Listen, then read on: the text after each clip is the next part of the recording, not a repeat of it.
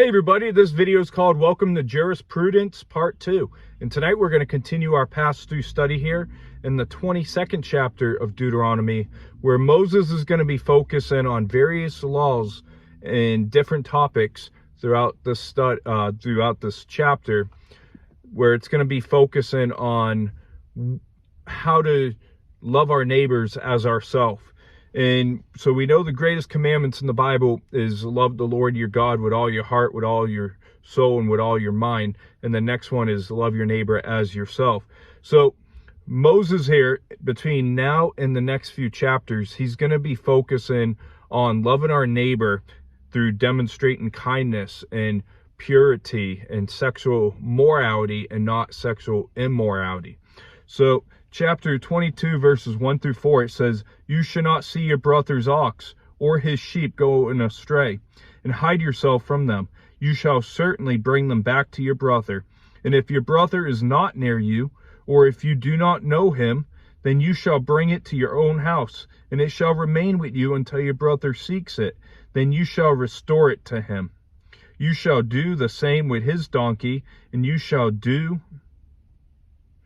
shall you do with his garment, with any lost thing of your brother's, which he has lost, and you have found. You shall do likewise, and you must not hide yourself.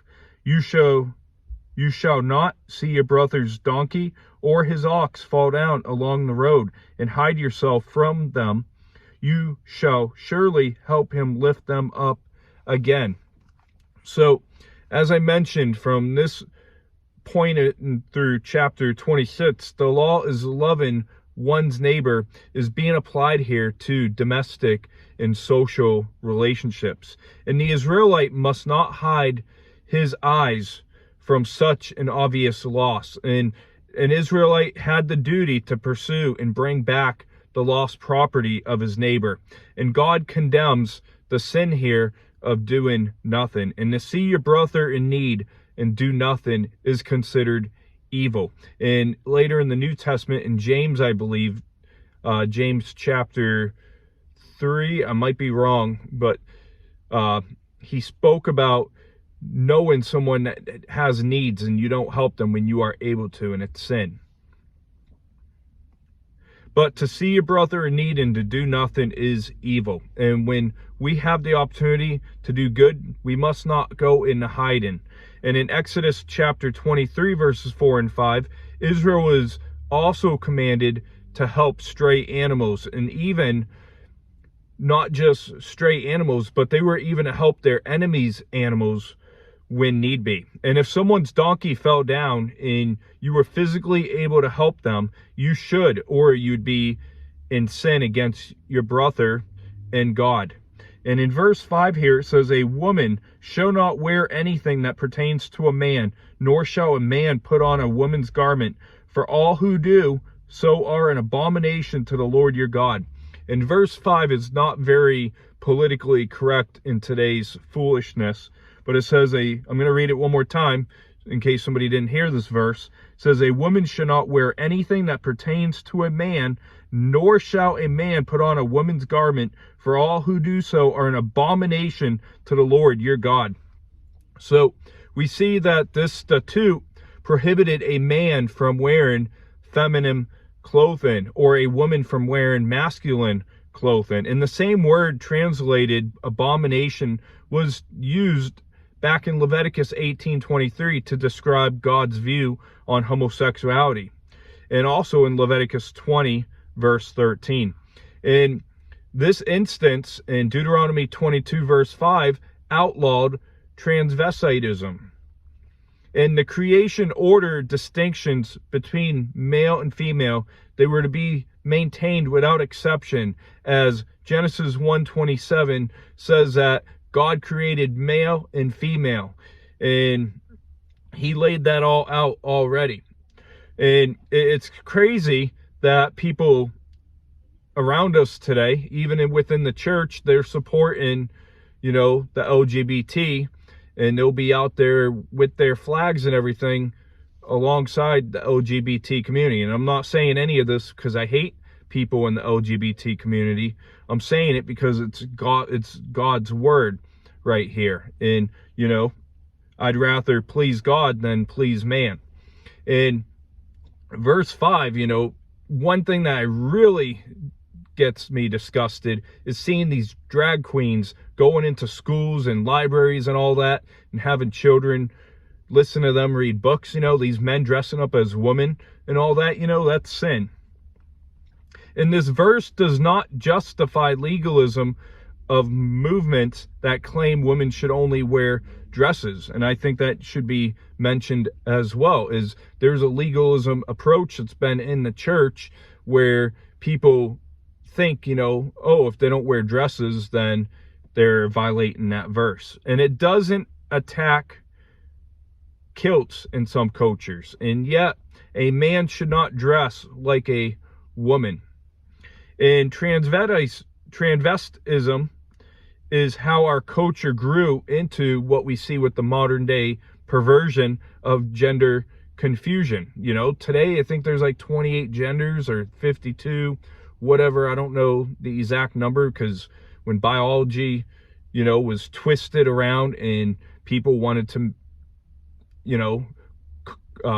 coddle mental health issues, because that's what's really behind gender confusion. It's mental health issues. But, we have two genders. There's male and female, and any other gender that was made up after that was made up by the father of all lies of this world. And so, as I mentioned, transvestitism in the Old Testament here, that's where we have come from. And, people dressing up as other, the opposite gender. And, now today we got drag queens. And cross-dressing was a feature of pagan idolatrous worship in the ancient world, and it was an abomination. And I believe that our culture today has distinguished to where there is no scientific standard of male and female anymore.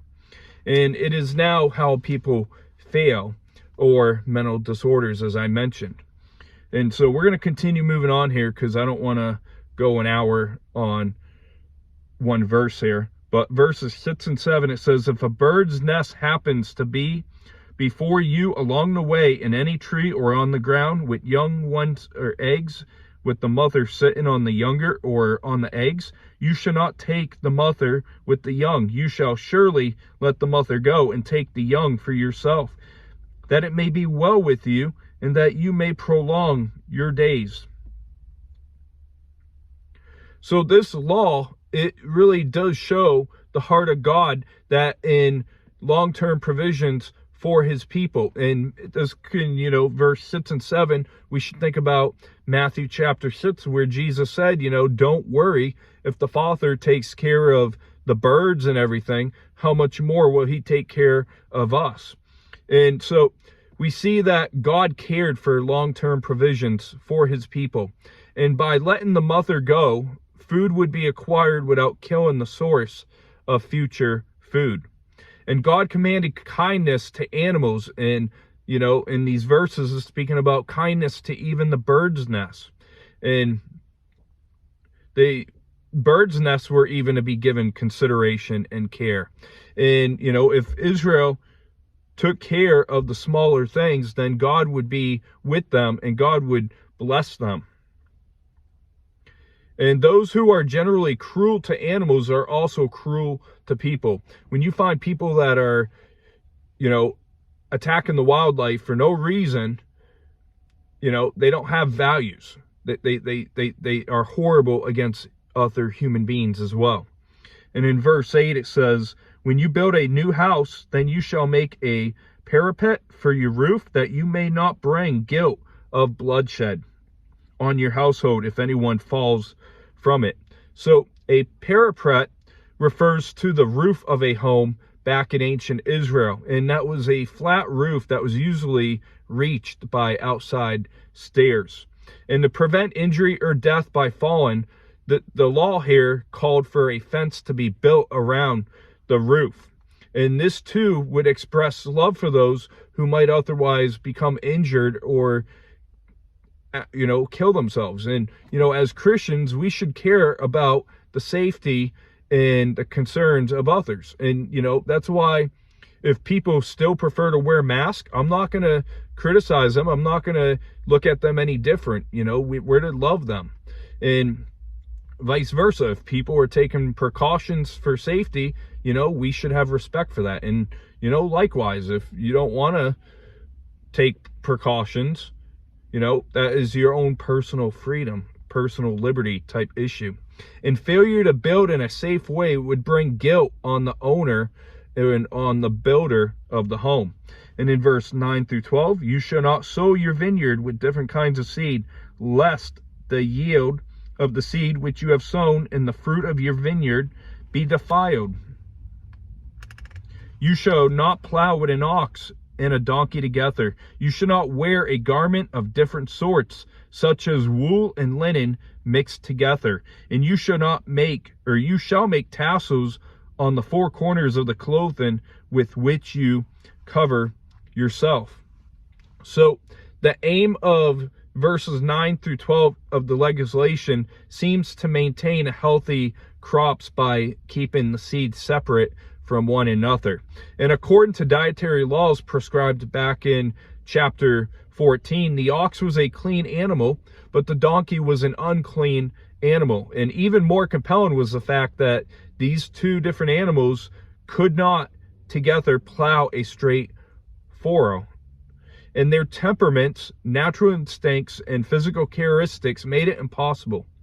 And as with the seed, God is protecting his people's food. And as I mentioned already in Matthew chapter 6, Jesus said in the Sermon on the Mount not to worry. In Matthew chapter 6, Jesus said that, don't worry about what we're going to eat, what we're going to drink, what we're going to wear, all that, for the Lord will take care of us. And God did not want Israel imitating the pagan occultic customs of their neighbors. And the tassels mentioned in verse 12 on the four corners of clothing was to distinguish Israel from their pagan neighbors and have the Israelite men be immediately known by their clothes that they wore. And a symbolic meaning was given to the tassels back in Numbers chapter 15, verse 37 through 41. And namely, they are a reminder to Israel to keep God's law. In a big chunk of verses here, 13 through 21, it goes into the laws of sexual morality. So verse 13 through 21, if any man takes a wife and goes into her and detests her and charges her with shameful conduct and brings a bad name on her and says, I took this woman, and when I came to her, I found out she was not a virgin. Then the father and the mother of the young woman shall take and bring out the evidence of the young woman's virginity to the elders of the city at the gate. And the young woman's father shall say to the elders, I gave my daughter to this man as a wife, and he detests her. Now he has charged her with shameful conduct, saying, I found your daughter was not a virgin, and yet these are the evidence of my daughter's virginity. And they shall spread the cloth before the elders of the city. Then the elders of that city shall take that man and punish him. And they shall fine him 100 shekels of silver, and give them to the father of the young woman, because he has brought a bad name on the Virgin of Israel. And she shall be his wife. He cannot divorce her in all his days. But if the thing is true, and evidence of virginity are not found for the young woman, then they shall bring out the young woman to the door of her father's house, and the men of her city shall stone her to death with stones, because she has done a disgraceful thing in Israel, to play the harlot in her father's house. So you shall put away the evil from among you. So we see sexual morality in verses 13 through 21 here. And this is a very controversial section of scripture, because, in the notes here through verse 30, it focuses on family life matters. And an Israelite who doubted the virginity of his bride was to make a formal accusation to the elders of Israel, of the city. And then we see that her parents were to provide proof of virginity, showing that the accusation was nonsense, that it was false. And the husband was to pay a penalty, and then he would also pay the penalty where he would lose his right to divorce her. And however, if she was found not to be a virgin, then she was considered unclean and she would be put to death. And how could parents in verse 15 bring a daughter's evidence of her virginity? And verse 15 trips many people up. And it's probably a blood-stained garment or a bedsheet from the wedded night. Because typically with female virgins, and please don't get offended that I'm going to go in a little bit of detail here, but virgins with women, typically, they usually have some blood, involved.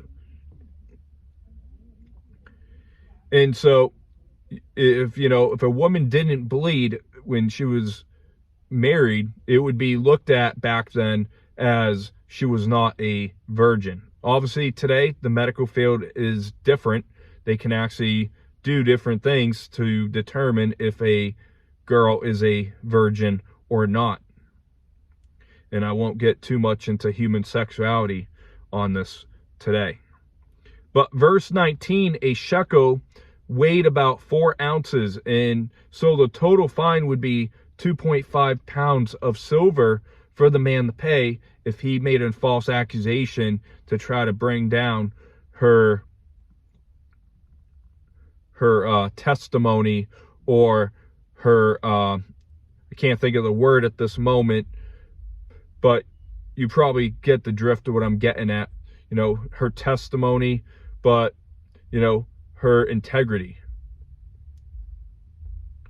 And virginity was valued in ancient Israel unlike it is today. And if a woman lost her virginity, it greatly reduced her chances of getting married. And many argue on the evidence of the woman's virginity custom was absurd because it doesn't always work, but it was a custom for the ladies to be given into marriage. What you also got to keep in mind, in ancient Israel, at the age around 12 and 13, whereas today it's typically 18, and there's very few cases where you'll see 14, 15-year-old girls going into marriage. But in the Old Testament times, women typically married around 12 to 13 years of age. And this custom is still practiced in some cultures today, such as the Mohammedans. And a man who falsely accused his wife of not being a virgin forfeited his right in the future to divorce his wife. And the punishment against such husband had a deterrence to bring out false accusations against her in fear. In verse 22, says, if a man is found lying with a woman married to a husband, then both of them shall die. The man that lay with the woman, and the woman, you shall put away the evil from among Israel. So adultery was also punishable by death if there were two found in the act, regardless of their sex. And it would be rare for two eyewitnesses to be willing to execute people by bringing out allegations of adultery among them. So capital punishment was very rare in the case of adultery. Just like today, it's very rare for states to have laws against adultery where it's actually a criminal matter. In verse 23 through 29 says, if a young woman who is a virgin betrothed to a husband, and a man finds her in the city and lies with her, then you shall bring them both out to the gate of that city, and you shall stone them to death with stones. The young woman, because she did not cry out in the city, and the man, because he humbled his neighbor's wife. So you shall put away the evil from among you. But if a man finds a betrothed young woman in the countryside, and the man forces her and lies with her, then only a man who lay with her shall die.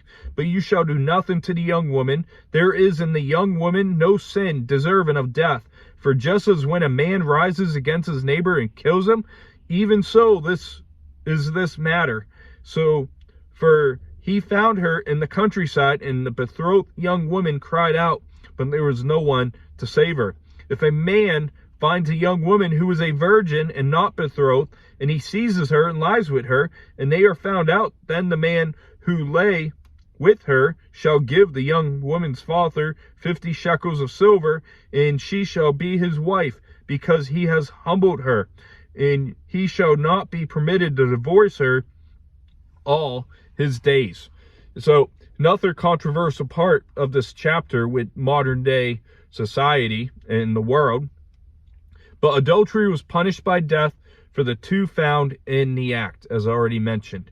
And if the adulterous persons were a man with a woman who was pledged to be married to someone else, the consensual act led to the death of the male and the female. And however, we see here that if a man raped a woman against her will, then the death penalty was only called on for the man. And most people would say, amen. Liberals today, though, they're against the death penalty, so they would not support the death penalty of rapists. So the death penalty was ordered for rapists. And if the woman was a virgin, not pledged in marriage, then the man had to pay a fine and he had to marry her. If you're going to take this girl's virginity and she's not married, then you should marry her. And, part of the deal, once again, was to keep her as his wife for all the days. They could not divorce. And the engaged or the betrothed woman would be seen as giving consent if no one heard her cry out in an attempt to stop the man. And what you got to keep in mind here is I'm speaking about when they're in a populated area. If she doesn't scream out when the guy's raping her, then there's something wrong with her. And that's why she was facing the death penalty for unfaithfulness, as she disgraced her virginity, as she was seen as someone that was already married when they were betrothed. And if it occurred out of civilization where no one could hear her, then benefit of the doubt is given where she would not be punished for it, because if there's no one to hear her scream, then you have no probable evidence to believe that she was willingly to be able to take what the guy was doing.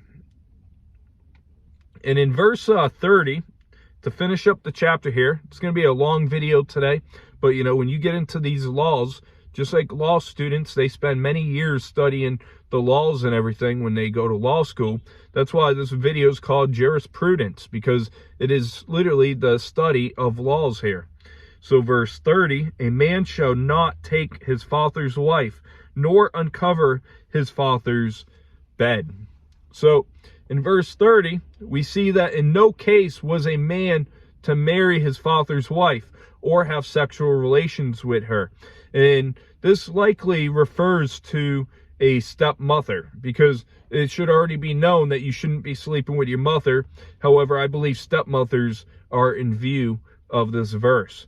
And we know that incest was already spelt out as forbidden back in Leviticus 18 verses 6 through 8. So for a wrap up here, we looked at the laws today that demonstrate on kindness and purity, especially regarding to animals. And Moses covered the command to keep distinction between the sexes in clothing. And we see how far society has fallen past transvestitism and now into 87 or whatever different made-up genders that they come up with. And we see the command to show kindness to animals, and we see the liability of the building codes established, and we looked at the 4 laws of separation. And I want to go over to 2 Corinthians chapter 6, verse 14. Paul writes to the Corinth church, "Do not be unequally yoked together with unbelievers. For what fellowship has righteousness with lawlessness? And what communion has light with darkness?"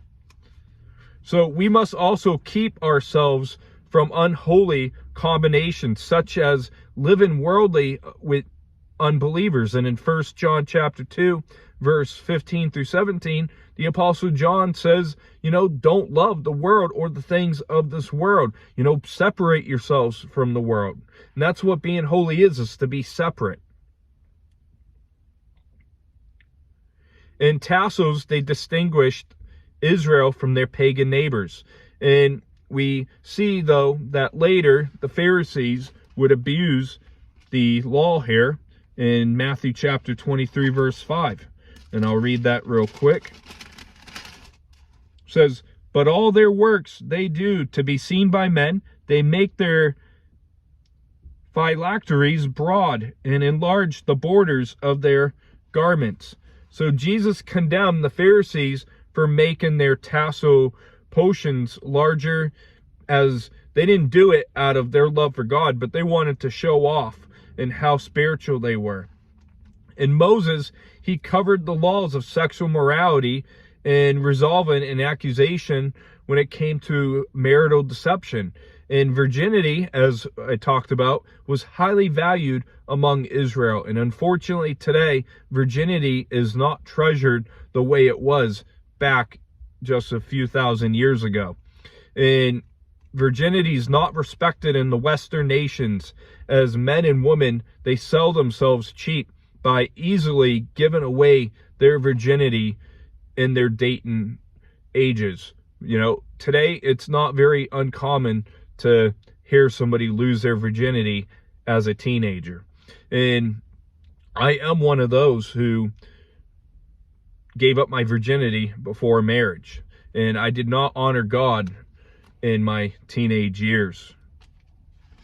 And, you know, there's repentance that I've had on that. And if I could go back, I would, you know, do it God's way. However, I was wrapped up in the false teaching and, you know, not really seeking holiness. But many girls today, they're treated as easy bait by men and boys as they sell themselves cheaply. And it's unfortunate that it's hard for a woman to find clothing. And, you know, that's why a lot of very conservative churches call for wearing dresses and all that, because jeans and everything, they're very hard to come by. You know, and the big push seems to be yoga pants and, you know, leggings or whatever. And there's nothing wrong with that if, you know, women cover those areas that can be a weakness for men. But overall, you know, feminism, that they're fighting against the wrong things today. You know, they're not fighting for modesty and the respect of women. And, you know, these clothes designers, they are the ones that disrespect women. And society says prudence.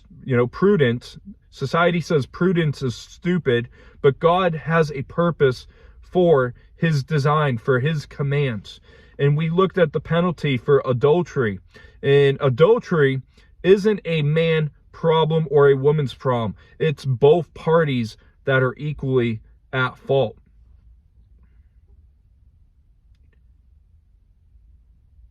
And it's sinful for both parties to be involved. And I want to look at John chapter 8, verse 1 through 12.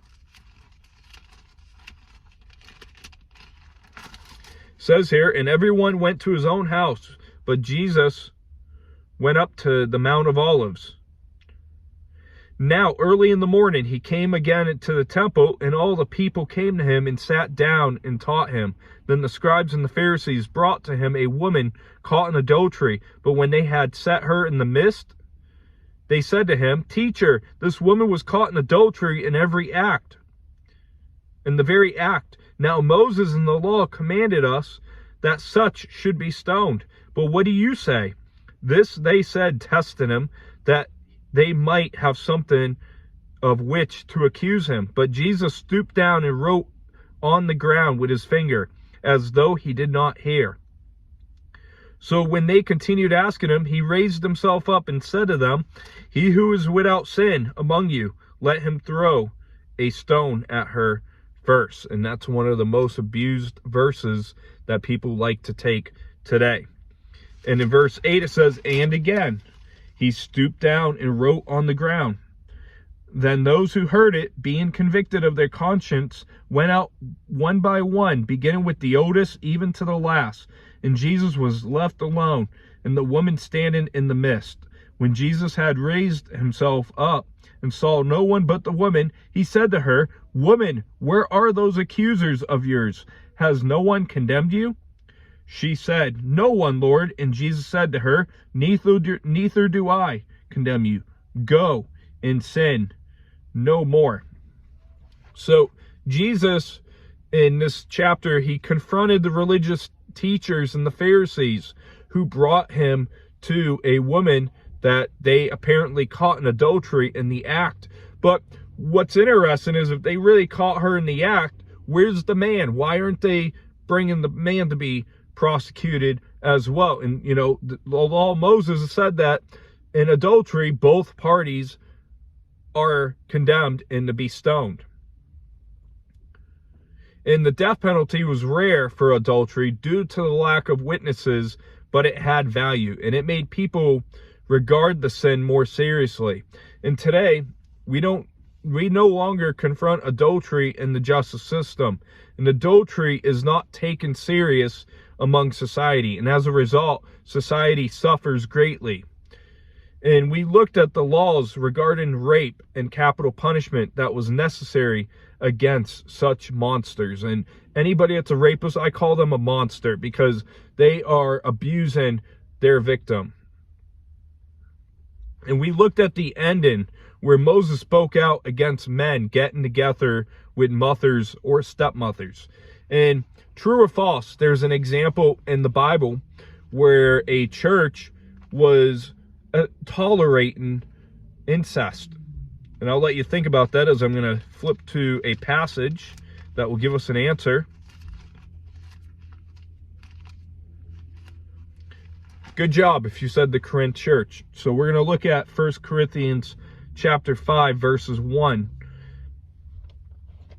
and 2. It says, "It is actually reported that there is sexual immorality among you, and such sexual immorality as is not even named among the Gentiles, that a man has his father's wife. And you are puffed up and have rather mourned that he who has done this deed might be taken away from among you." So we see Paul rebuking the Corinth church for tolerating. He's rebuking them for tolerating this kind of immorality of incest among their church. And on a side note, I thought it was really interesting, you know, in today's chapter as well, back in Deuteronomy chapter 22, that God had called for kindness to animals, and that mankind should not be cruel to animals. And that doesn't mean, you know, that we can't eat animals. That just means, you know, that we shouldn't kill something just because we want to kill it, you know. And I do have to call someone out, because I do believe you have to expose people when they are in sin. So, Mr. Brian Peckham, that includes monkeys, my guy. You know, you got to be kind to monkeys. But these laws, they show us how to love our neighbors as God commanded, and Jesus later did in Matthew chapter 22, verse 37 through 40, when he was speaking about the greatest commandments. And that's going to wrap up this video. Congratulations, we are 2/3 of the way done through Deuteronomy. And next we're going to look at the instructions to the assembly, and that's going to be tomorrow night. And so I hope you have a great rest of your night, and we'll see you tomorrow night. God bless.